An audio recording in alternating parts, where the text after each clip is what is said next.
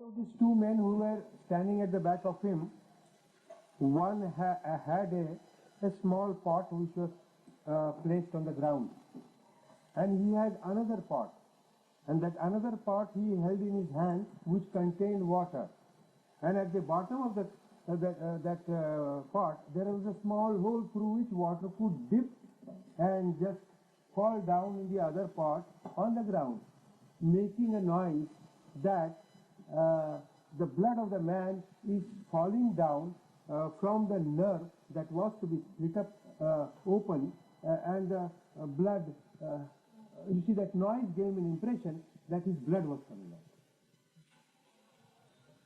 So another man was standing there, had something like a pencil or pen, anything, not even a sharp instrument.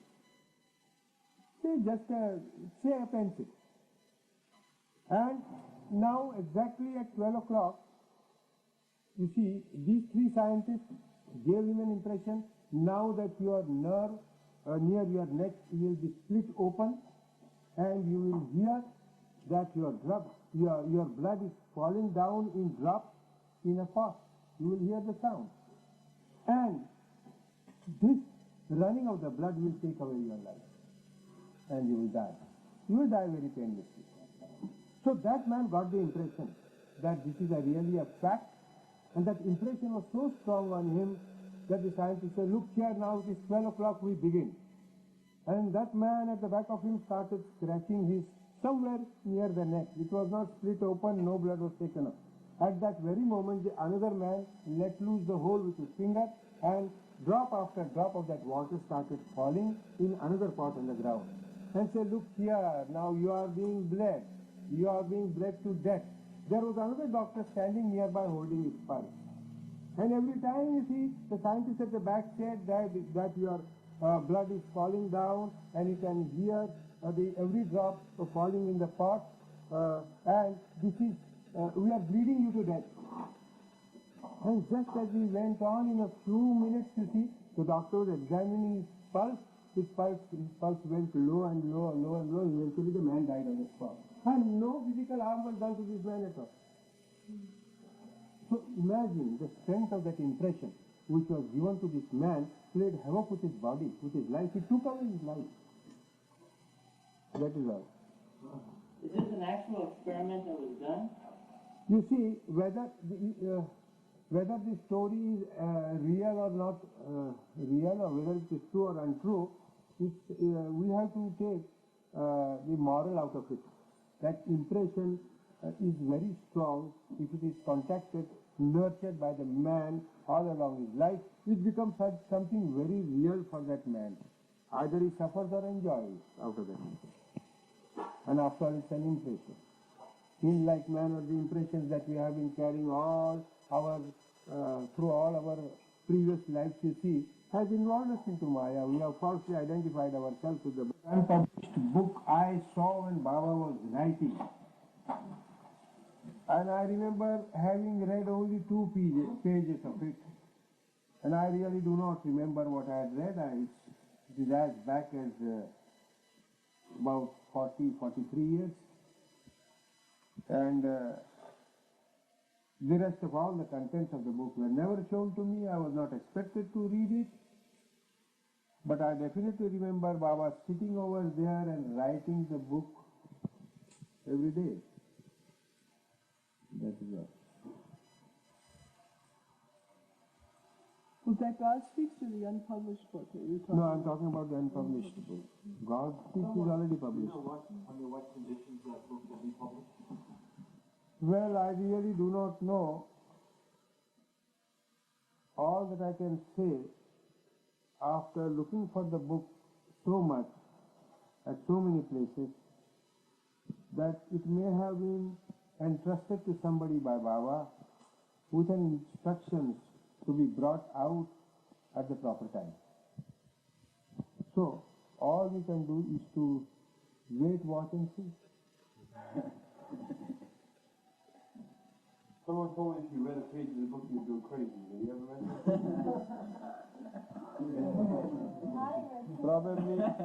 Probably the man who said was crazy. Hey,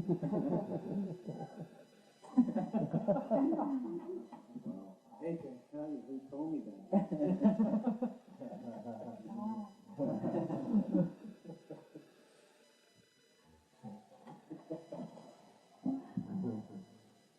But were you present when Baba dictated God's speech?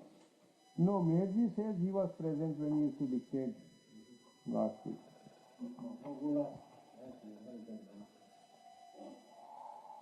What did Baba say about the book Stay with God that Francis Barbizon had written?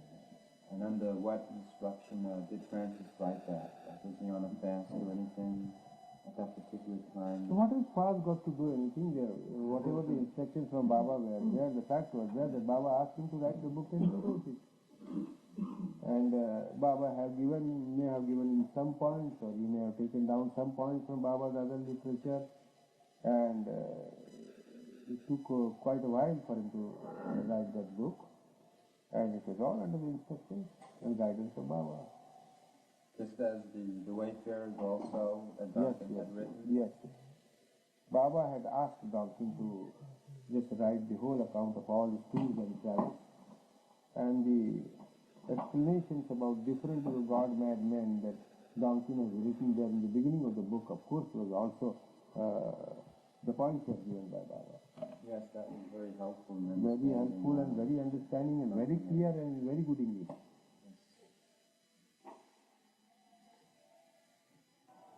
He was Mr. K.J. Dastur, and he was the first man, I think, who ever introduced the Baba magazine.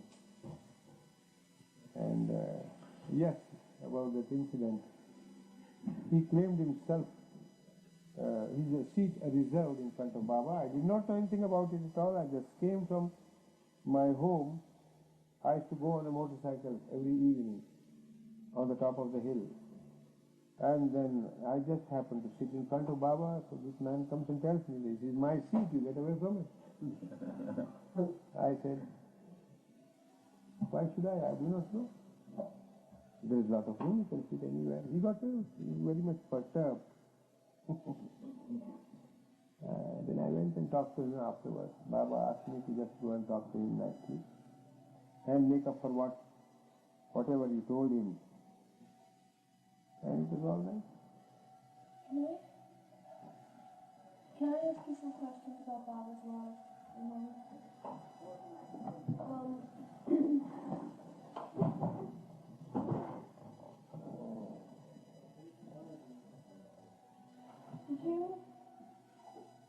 Did you feel Baba's love sometimes like grace on you, or did you feel Baba's love kind of all the time?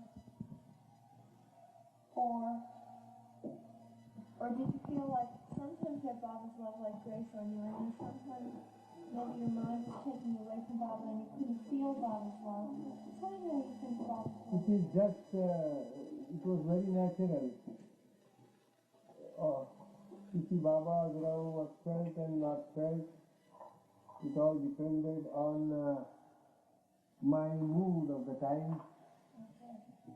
And was that what he was doing or what you were doing? no, that was what I was doing. Baba's blessing and Baba's love is ever there for us. It is how we react to that is there. And it did not matter. At times I remembered Baba with all my heart, and at times I did not remember him. It really does not interfere at all in one's love for Baba. Just as one person loves his mother or his wife, many times they even fight with each other and feel very good of each other. You see, your moods do not remain the same, but it no interferes with your love for each other. Yeah, except that when I'm loving Baba, and I'm aware of Baba's love, it's really easy, and it's not, well, maybe not easy, but it's a very happy thing to do what he says.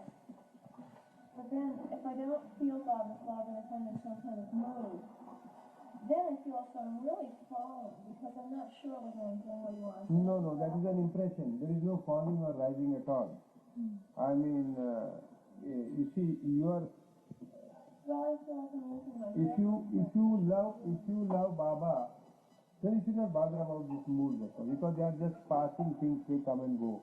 I do think that would be the effect of Baba's manifestation. The new humanity that is going to come would be born out of all the work that Baba has done during his lifetime, out of his love, out of his suffering for humanity. And do you think the new humanity is here now in its infant state? The process, according to me, the process has also already begun.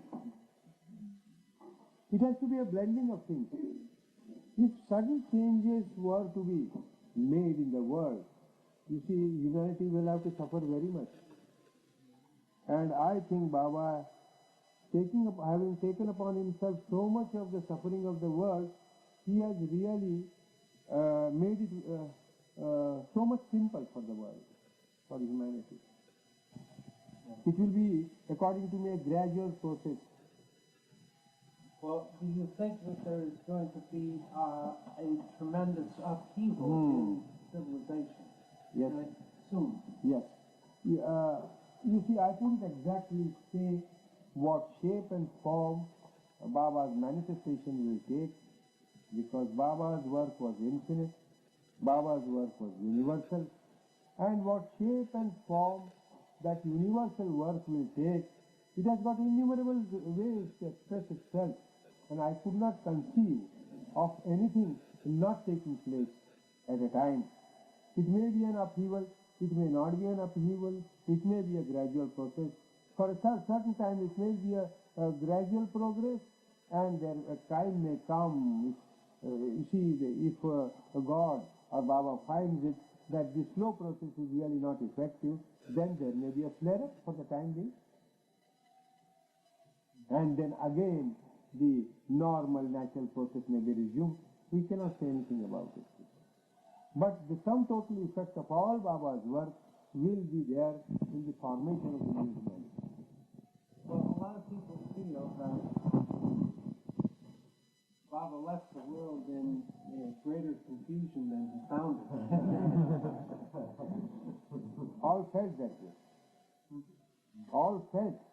So, Then, what do we see? In 1909, here, our philosophers were writing about the new time that we are in. We thought we were already in an advanced state. We had averted several wars about that time. The Russian-Boer War was decided by arbitration, for instance. A Russo-Japanese war. Yes, I know. And we were heralding the new age of reason, a new age of reason. And then in this is what one was talking about, 1914, Meher Baba was 1913. 14 to 18. Meher Baba was God realized. Very soon give importance to their old son as being God personified or as being so high as that. It is very natural. But by experience and by seeing Baba's life, his love, his grace on them and on the rest of the humanity, they were convinced that Baba is nothing but the avatar of Jesus. And I remember Baba's father, not in the very beginning, but later on when he used to write letters to Baba, he used to address Baba as Yazdan Meher Baba. Yazdan is God. What you do? Yes. Yazdan. I have read that letter. Okay. Would There it was be- a nun. This is a joke that you may not understand. Right. But let me try to tell, all right? But is it a huge joke that Baba refers to? A huge joke. The what's your mission? The joke of his creation. Baba says he was ever so free and got himself bound into illusion. No, but this question about how did his mother and father feel that their son was God. There's a story that they tell in the United States of a nun who was very devout. All he knew his work, and he did his work in a manner most suitable to the circumstances and occasion. That is all. seclusion or no seclusion. Supposing Baba did not even observe silence, do you mean to say that all the work that he has done and suffered, he couldn't have done, he could have done? But he found observing silence to be the most suitable thing for the present trend of humanity. That is it. Baba says the spoken words have had no effect so far. Principles have been given and they have been flouted ever since. So I find myself to keep silence in this autaric period.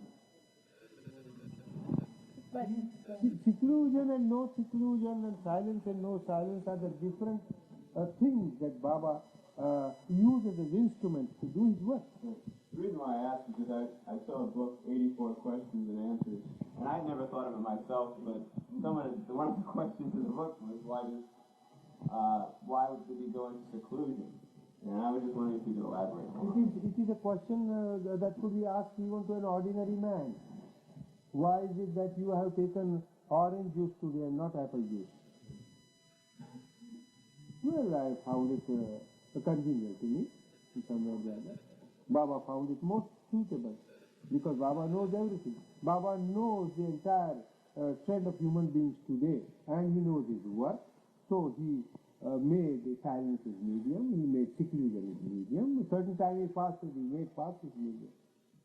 But yet he was never silent, as you said before, because he was really communicating all the time. All the time through many, because Baba said probably it was necessary because they were so inefficient to get the conviction about Baba's avatarhood in the most natural manner. So probably Baba had to deviate a little and bring the conviction in a different manner. Yes.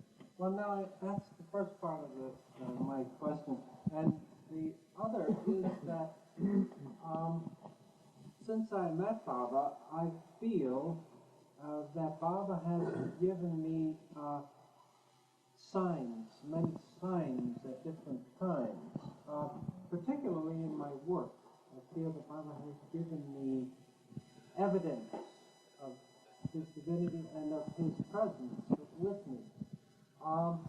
Do you feel that is only a subjective feeling on my part, or do you feel that Baba does give signs to people? If he wants a certain work to be done through somebody, then definitely he would give. There is such a thing also as a subjective feeling. But if Baba has in mind to get a certain work done through somebody, as through you, about his paintings, which you do so beautifully well, in spite of the handicap of your sight, it's really wonderful. I think in your case, Baba has on his own given you that. I have felt very, very definitely that Baba has made signs through my paintings. But I don't want to feel that I'm just fooling myself. Where you to draw the line? Why should you think that way at all? Because it is not only, you cannot ascribe it to your personal subjective feeling, because it is not only the feeling, but it is coming out through your actions in the form of beautiful pictures and paintings which have a great likeness to Baba himself, his face, his body. I could not conceive of such a thing at all with the handicap of sight that you have got, my dear. I have seen painters having the full eyesight. They are not able to do such paintings at all.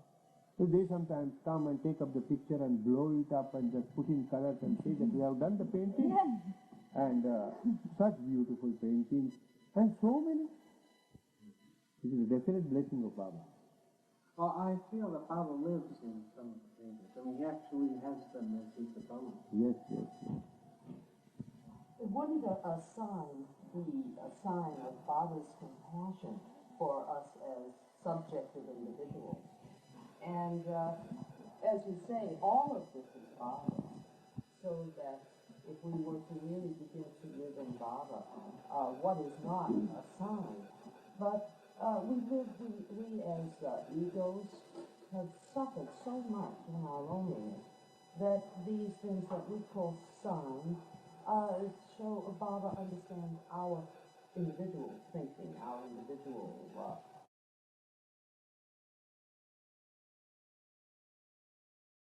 What was that Baba said to me, and what was the last thing that Baba said to me?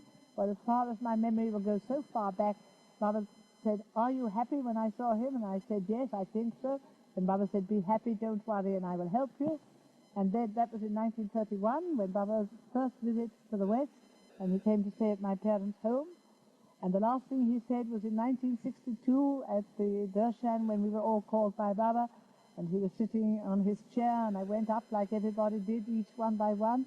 And I wasn't sure if Baba was going to tell me that now I could stay in India, but no, he just looked at me and he said, "Are you happy?" And I said, "I hope so, Baba." And then he said, "Well, be happy, and wherever you are, there I am." And I was in India on and off till 1952, and I'm still with Baba now, and now it's 1969, and I've never had one moment of doubt in my mind as to what Baba was. Although my brother left Baba for his own reasons, it never had the slightest effect on me. I never for one moment gave it a thought, well, I must do what my brother's done. Baba held me in some way, and as I came to Baba simply because I felt the strength of his divine love, and it was that which I held on to all the time. And as for whether he was this or that, Baba never asked us to believe that he was either avatar, messiah, teacher, or anything. He was always friend, mother, father, brother and sister, everything. And ever since I met him, I can't think of any action consciously that I did which Baba wasn't included. And as for having to plan anything in my life, I can't ever remember having planned anything since that 1931, because Baba from then on always told me what he wanted me to do and where he wanted me to be. And so that has been my life ever since I met Baba, and still is. And as for Baba having given up his physical body a year ago, as Elizabeth and I both feel Baba had already helped us for that separation by calling us from India some years earlier, and we carry on just as we did when Baba was with us, because we had always had to think of Baba in India and not with us, and now his presence is stronger than it ever was. And so life remains as it always was. It was our first year when I think we thought we were living in that kind of emotional state, and where some people thought we were just always fanatic because we came to meet Baba and he was giving us so much love in order to get us, as you might say, into the net, as it were. And I think that nothing can ever take the place of that first year that we were with Baba. And also, the last year of the new life, ashram life, or life in the ashram, started in 1936 and continued up till 1949. And then when Baba called us on 3 occasions for a short while, Rano and myself, for a month at a time during the new life, Baba was then, although he was not exactly our master, we had to obey him, and he was our friend. And therefore, the life during those 3 periods was very different from what it had been in the ashram. And I can always recall that. It was just like one small family together.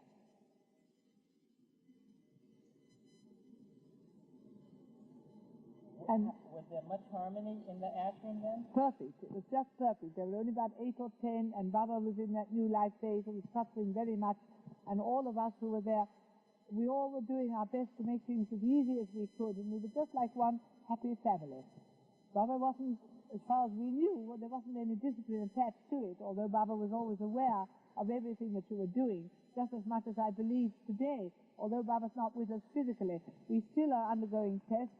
We are still having to be always remembering what Baba wants us to do. Our training has not finished by any manner of means, although we may not be quite so conscious of it as when Baba is in our physical presence. When Baba came in, I understand that there were times when if there was any disharmony, Baba would do something to fix it. Yes, I mean, Baba always was quite aware of the undercurrents that went on, whether you showed it outwardly or not. And if Baba had that particular time and wished it, he would bring it up, and it would be solved there and then. Or if he felt that you could solve those things by yourself, then he preferred not to interfere, and therefore it would carry on for some little time. In the early days, Baba definitely went about bringing up our mood very quickly. Later on, he left it more for ourselves to overcome, because he hadn't got the time. He said his universal work had begun, and he couldn't go. And I think the thing that I recall now, since my visit a week or a month ago to India is that beautiful picture on the tree. I heard from India only today, and they said they always think of me sitting on a stool in front of that tree. And it's true. I think it's the most remarkable thing, that miracle of Baba's. It's the most perfect portrait of Baba carved out of that tree. And to me, it's such a strong, well, what am I say?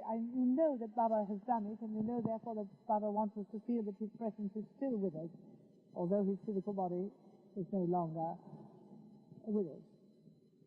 And therefore It was in the month of June or July that the women there at Meherjee saw Baba's face coming up in the tree. It was first Mehra who saw it, and nobody knew anything about it until one day, after a few months, I happened to go to Meherjee, and I was informed about it. I was so taken up by it. They showed me, and I had a look on Baba's face, and such a marked resemblance. I was very much impressed by it, and I thought it is time that people should know about it.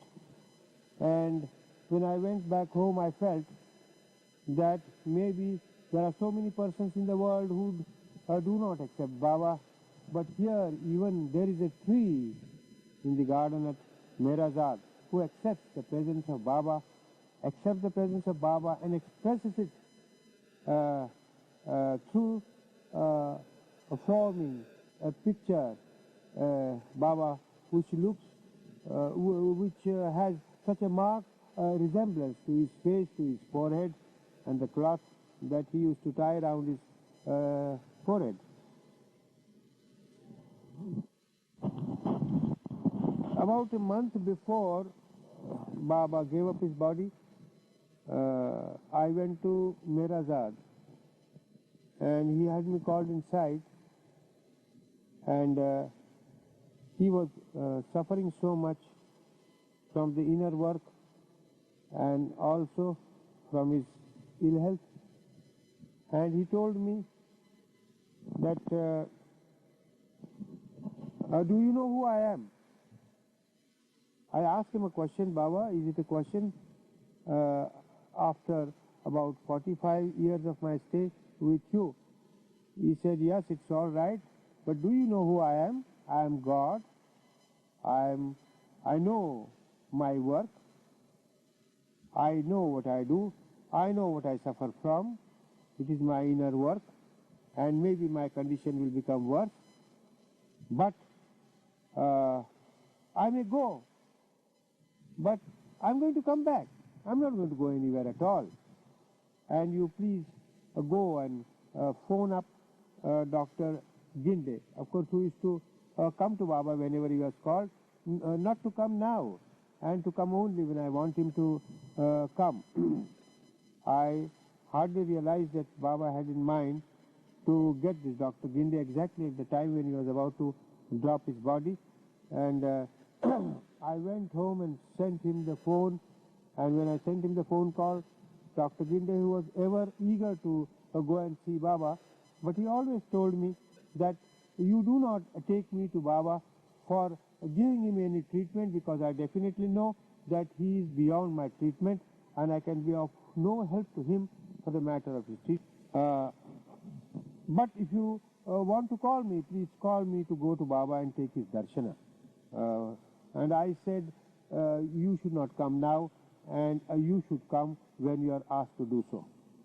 So after some time, just on the day when Baba was to leave his body, a message from him that I should immediately call Dr. Ginde from Bombay.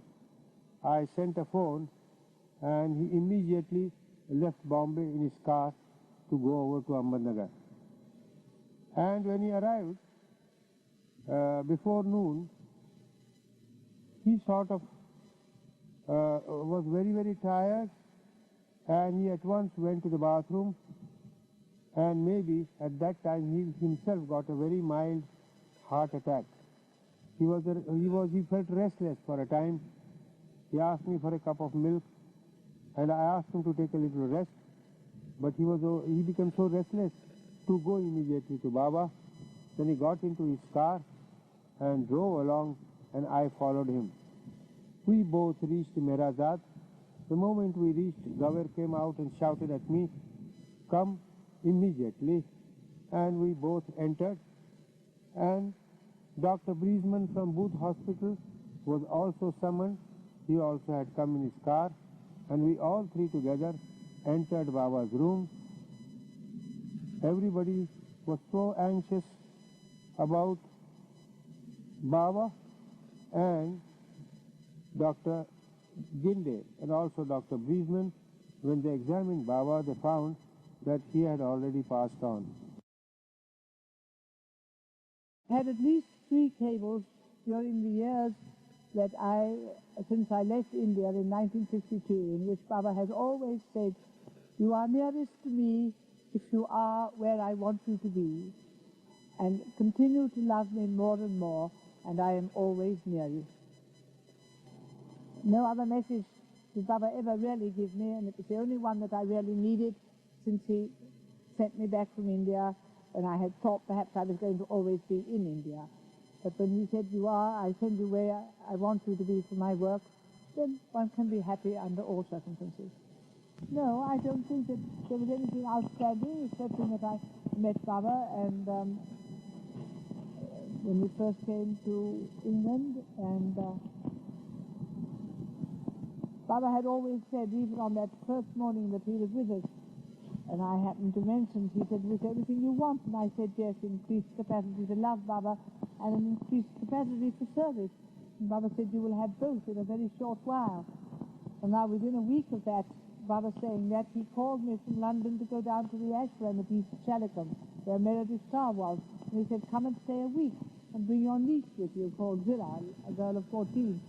And I went down and saw Baba, and that was on the Sunday. And then on the Thursday he called me and he said, "I want you to go back to London. But would you ask me to come and stay a week with you?" So Baba said, "But didn't you say that you wanted to serve?" And I said, "Yes, Baba." Well, then he said, "I have some work for you to go and do in London. I don't want to remain in London more than the 10 days. My work here is finished for the time being, and I want to go on to New York. And I want you to arrange for my passages to go on to New York." So I left and said that was okay, Baba. And ever since then it's been the same. Baba has always found something, because he knew that I was that type, that I wanted to be very active in his service. And there he's shown his love for me all these years, because he's always kept me, even up to the present time, active in his love, working for him. So that's been perhaps Baba's very great gift to me, and his love, of course. So my love for you or your love for me, and I hesitated, and I said, "I suppose, Baba, your love for me," and Baba smiled. That was very early on, of course, you see. But you know, I think it's very important that we think so much about our love for Baba, and I sometimes think we need to think a little bit about Baba's love for us, which is the greater, and which we take so much for granted. Baba has often said, "Those of you who live with me, you treat me so familiarly that you sometimes forget I'm both God and man." Even to the personal God or the personal God, maybe personal God, Meher Baba or Christ, none of his worship goes to waste. It is all there for him. He gets the reward. But when the intensity rises so much, goes to that pitch and standard, then Meher Baba himself walks the distance and comes to you. That is it. So You have made yourself deserving. So any love for God No, that I wouldn't say. love for God, heartfelt devotion for a greater. I will give you an instance. Who is the president of the United States today? Nixon. You are a relative of Nixon. You are in some trouble somewhere. And there is a relative of who was the previous president? Johnson. There is another Johnson's relative. Now both are in the same trouble. This is just an analogy I'm giving. So do you mean to say that the friend of Johnson will be get a relief earlier than the friend of Nixon?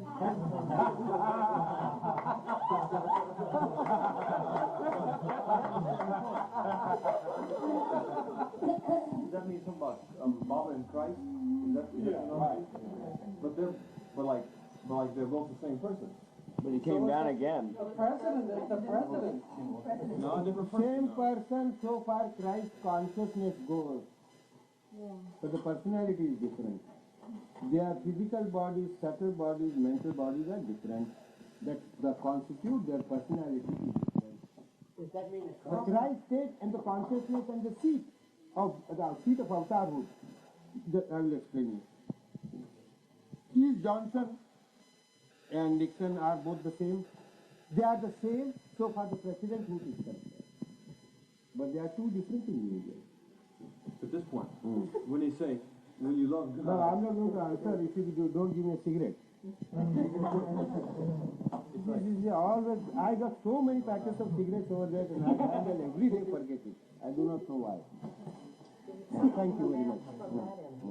Anyway, I've read that when you love God, God says, when I am loved by any lover, there I am, in the imagination of that lover. And my imagination is not good enough to imagine Christ's subtle body or Baba's subtle body. To me, it's just God, you know, God in a this clay form, and I don't know anything about anything. I'm just trying to love.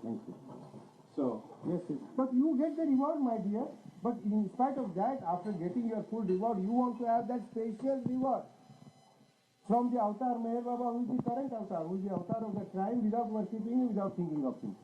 You want to think of Christ and have the reward from Meher Baba. Does that mean that God.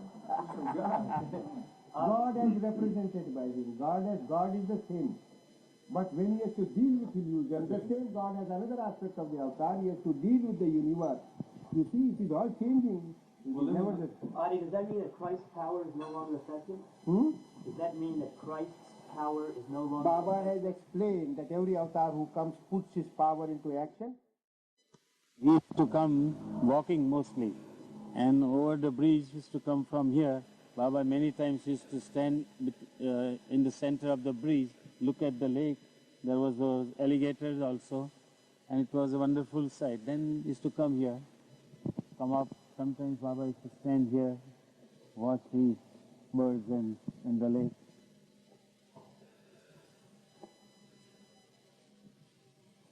Did Baba go out in the boat when he was here? I don't exactly remember, but I think he had been once or twice. I don't exactly remember.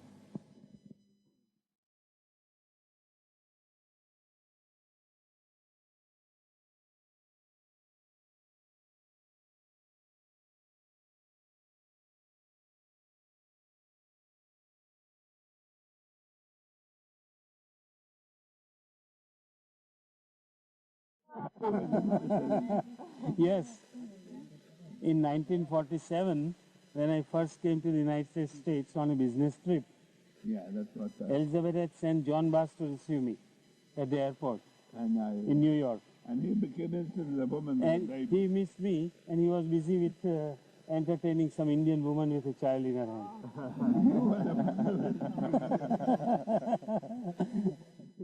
Said universal, I said Center for the Americas. Is the Center for the Americas.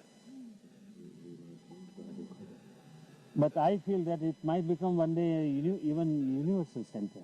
Even it may surpass Indian centers. The atmosphere is like that. And Baba had taken great. Baba had said this center would become a place of pilgrimage for all. And it is already becoming. We see people from all. Elizabeth says that practically every day from somewhere somebody crops up here. They come from everywhere. From Yes. Mexico, from Mexico City, from Texas, and California, and all that. Baba has been walking with you. So quiet, so peaceful. Forget all your worries, home, or at least I don't think of home or my factory or anything, except when I receive some letter. Meherjee, did Baba say anything about the development of this center in the future? Well, it has to develop. I mean, Baba has said that Baba wants this to be developed as a spiritual retreat, not as a hotel or something like that, or a resort.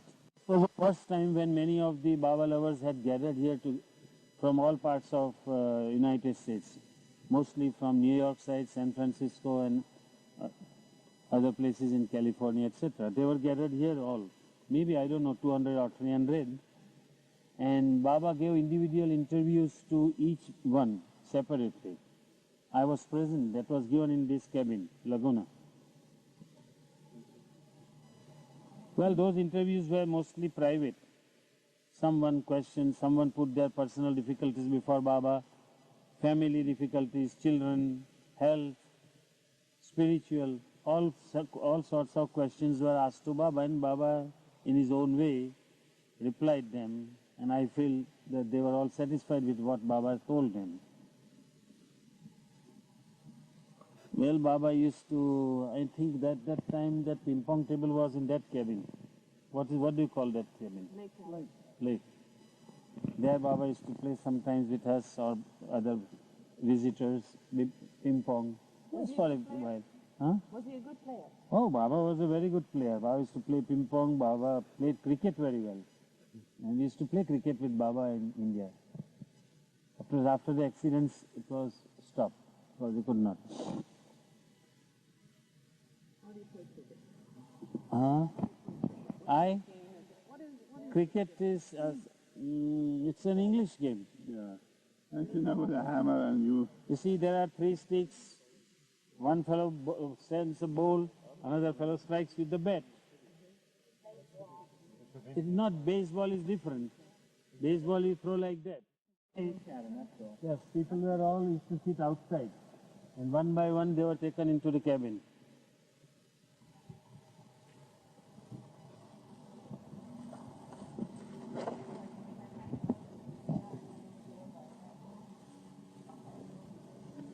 Sit here. And then one by one they were taken inside. And few minutes, 5 minutes, 10 minutes sometimes, Baba gave them interviews. They put before Baba questions, some of their family life, some for spiritual matters. And as far as I feel, they were all satisfied with Baba's replies given there. It was a very tense atmosphere inside the cabin when people came, some with tears. Were they satisfied with what Baba told them? I said I feel that practically everyone was satisfied with what Baba told them. Baba gave them his love, Baba embraced them, they bowed to Baba also. And it was, good experience for those who met. Baba in silence gave them his love to them. And according to... people were very emotional. Some of them were very emotional, some of them were in tears, some of them were so emotional that they could not put their questions to Baba even. And when Baba asked them, say something, they said, there is nothing to say. There were some like that also. Of course, Baba gave them in silence his love so much that many of them were thrilled, almost thrilled. Some of them would not like to leave the cabin even. And the others were outside waiting. Yes? Jai Baba. Mrs. Deuce, who took a long time with Baba. At that time, the Sufism was discussed, and Sufism as then existed was disbanded, and Baba made out a new charter for them to work. It was named as Sufism Reoriented. Baba gave points, and accordingly they, I think, are following. Because Sufism is also nothing but the way to spiritual, way to reality. It's only the word Sufism is there, it's a Persian word. We call it a universal spiritual center here. It means the same thing. So Baba, in order as they were using this word Sufism and continuing as a society, so Baba allowed them to do that, but it has to be for Baba and spreading Baba's message of love and truth, not the previous masters or so-called advanced Sufis on other planes. There have been many. In that case, Hafiz was a Sufi, Shams Tabriz was a Sufi. They were all masters. past masters.